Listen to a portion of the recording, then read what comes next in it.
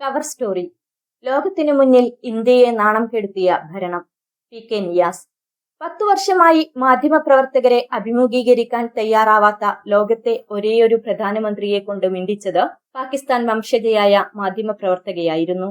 കഴിഞ്ഞ വർഷം ജൂണിൽ അമേരിക്കൻ സന്ദർശനത്തിനിടയിൽ വാൾസ്ട്രീറ്റ് ജേണലിന്റെ വൈറ്റ് ഹൌസ് റിപ്പോർട്ടർ സബ്രീന സിദ്ദീഖിയുടെ കുറിക്കുകൊള്ളുന്ന ചോദ്യം നരേന്ദ്രമോദിയെ അക്ഷരാർത്ഥത്തിൽ ഞെട്ടിച്ചു.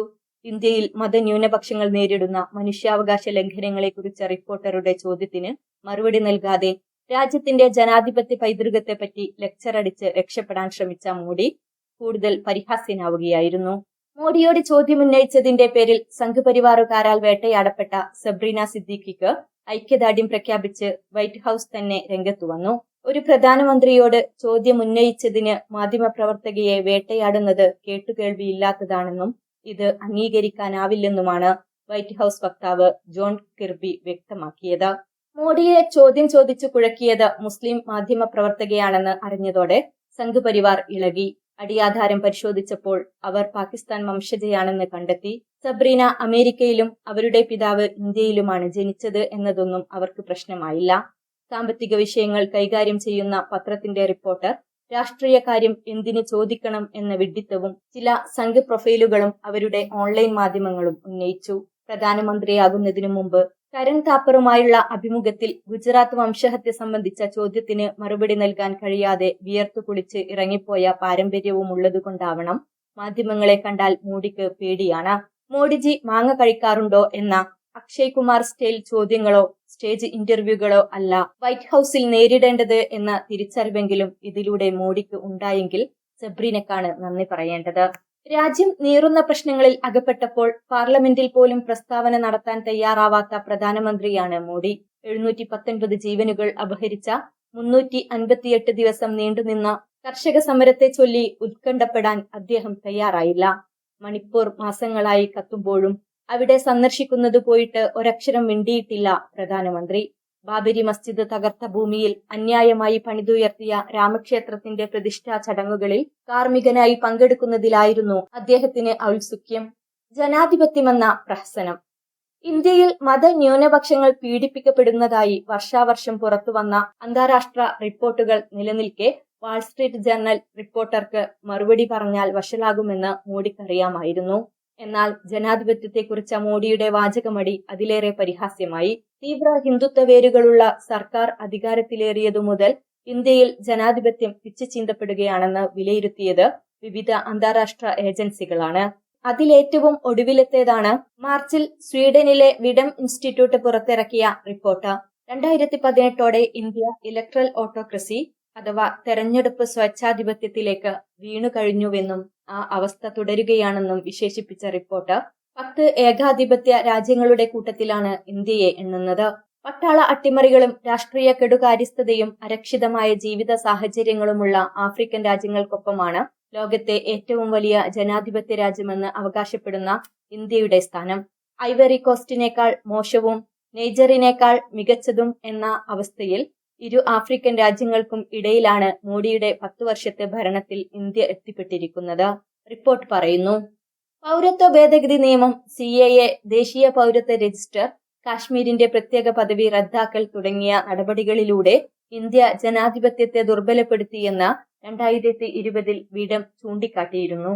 2020 ജനാധിപത്യ സൂചികയിൽ ഇക്കണോമിസ്റ്റ് ഇന്റലിജൻസ് യൂണിറ്റ് ഇന്ത്യക്ക് നൽകിയത് 53ാം സ്ഥാനമാണ്.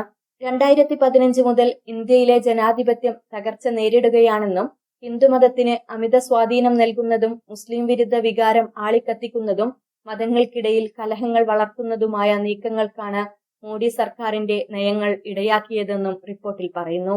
സ്വതന്ത്ര ജനാധിപത്യ രാഷ്ട്രം എന്ന പദവിയിൽ നിന്ന് ഭാഗിക സ്വതന്ത്ര ജനാധിപത്യ രാഷ്ട്രം എന്ന നിലയിലേക്ക് ഇന്ത്യ കൂപ്പുകുത്തിയത് 2020ലാണ്.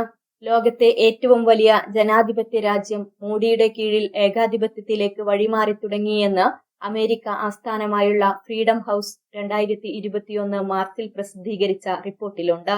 മോഡിയുടെ വലതുപക്ഷ ഹിന്ദുത്വ സർക്കാർ 2014 അധികാരത്തിലേറിയതു മുതൽ മുസ്ലിങ്ങൾക്കെതിരെ ആൾക്കൂട്ട ആക്രമണങ്ങൾ, മാധ്യമപ്രവർത്തകർക്കും മാധ്യമ സ്ഥാപനങ്ങൾക്കും എതിരെയുള്ള ഭീഷണികൾ, ജുഡീഷ്യറിയുടെ മേലുള്ള ഇടപെടലുകൾ തുടങ്ങിയവ വ്യാപകമായെന്ന് ഫ്രീഡം ഹൗസിന്റെ വാർഷിക റിപ്പോർട്ടിൽ പറയുന്നു.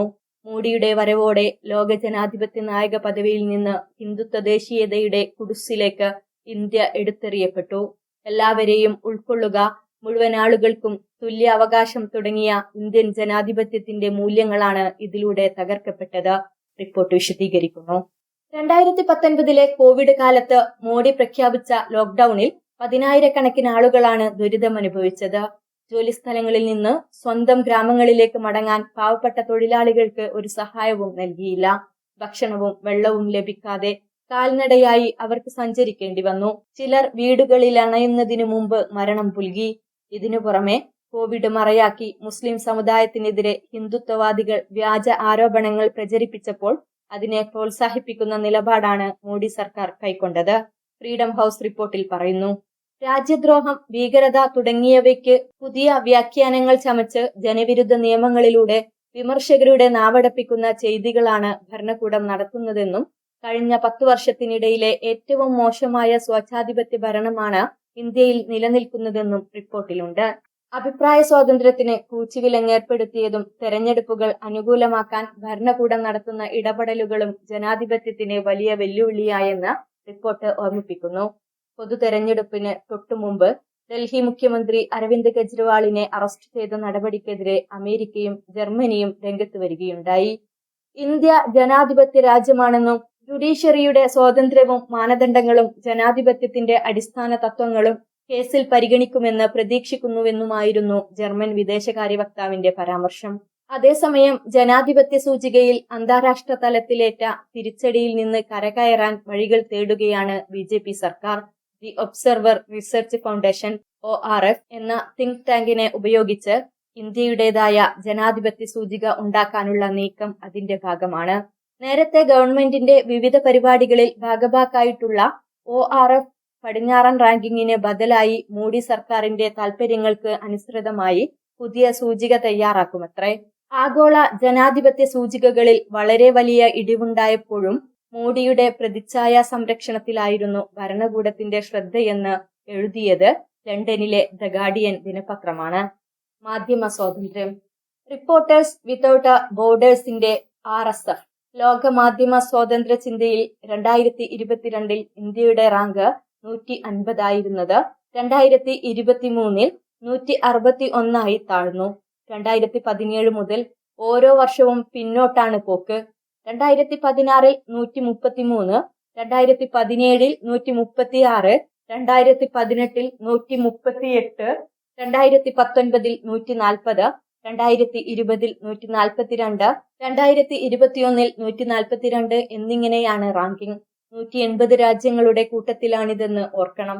മാധ്യമപ്രവർത്തകരുടെ സ്ഥിതി ഗുരുതരമെന്ന് RSF വിലയിരുത്തുന്ന 31 രാജ്യങ്ങളുടെ കൂട്ടത്തിലും ഇന്ത്യയുണ്ട്.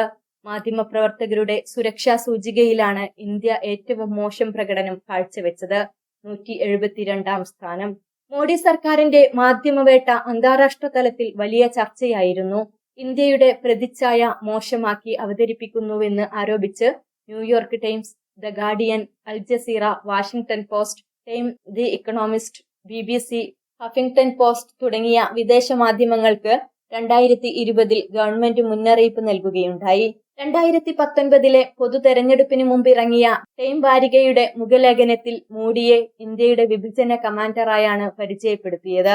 2002 ഗുജറാത്ത് മുസ്ലിം വേട്ടയിൽ മോഡിയുടെ പങ്ക് വെളിപ്പെടുത്തുന്ന ഡോക്യുമെന്ററി സംപ്രേഷണം ചെയ്തതിന് BBCയുടെ ഓഫീസുകൾ റെയ്ഡ് ചെയ്തത് 2023 ഫെബ്രുവരിയിലാണ്.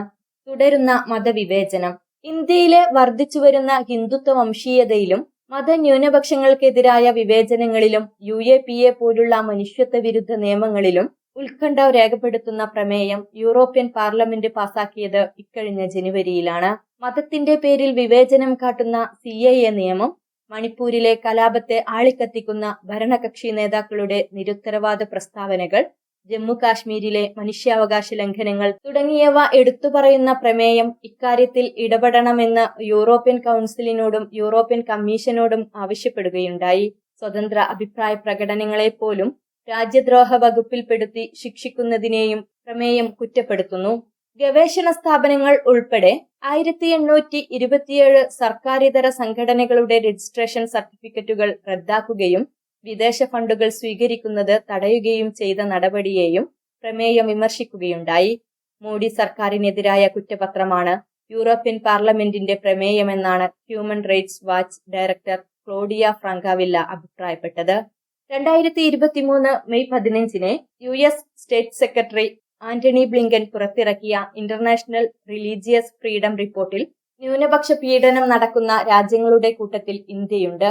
പ്രത്യേക മതവിഭാഗങ്ങളെ ലക്ഷ്യമിട്ട് കൂട്ടക്കൊലകൾക്കും അതിക്രമങ്ങൾക്കും സാധ്യതയുള്ള രാജ്യങ്ങളുടെ പട്ടികയിലാണ് വംശഹത്യക്കെതിരെ പ്രവർത്തിക്കുന്ന അമേരിക്കയിലെ ദ ഏർലി വാർണിംഗ് പ്രൊജക്ട് ഇന്ത്യയെ ഉൾപ്പെടുത്തിയിരിക്കുന്നത്.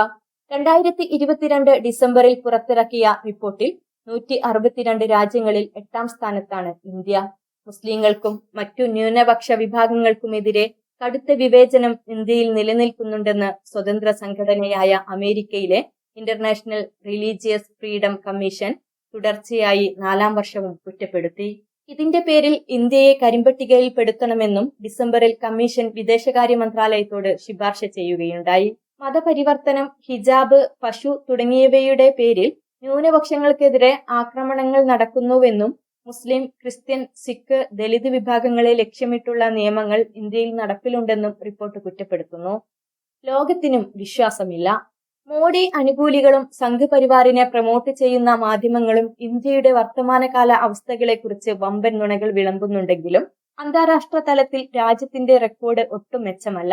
യുഎന്നിന്റെ സന്തുഷ്ട രാജ്യ പട്ടികയിൽ വേൾഡ് ഹാപ്പിനെസ് റിപ്പോർട്ട് 143 രാജ്യങ്ങളിൽ 126ാമതാണ് ഇന്ത്യ.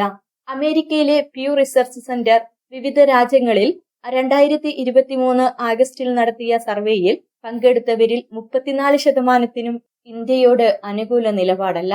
അമേരിക്കയിൽ 44%, ബ്രിട്ടനിൽ 30%, നെതർലാൻഡ്സിൽ 48%, സ്പെയിനിൽ 49%, ആസ്ട്രേലിയയിൽ 45%, ദക്ഷിണാഫ്രിക്കയിൽ 51% ഇന്ത്യയെക്കുറിച്ച് ആശ്വാസകരമായ നിലപാടല്ല പങ്കുവച്ചത്.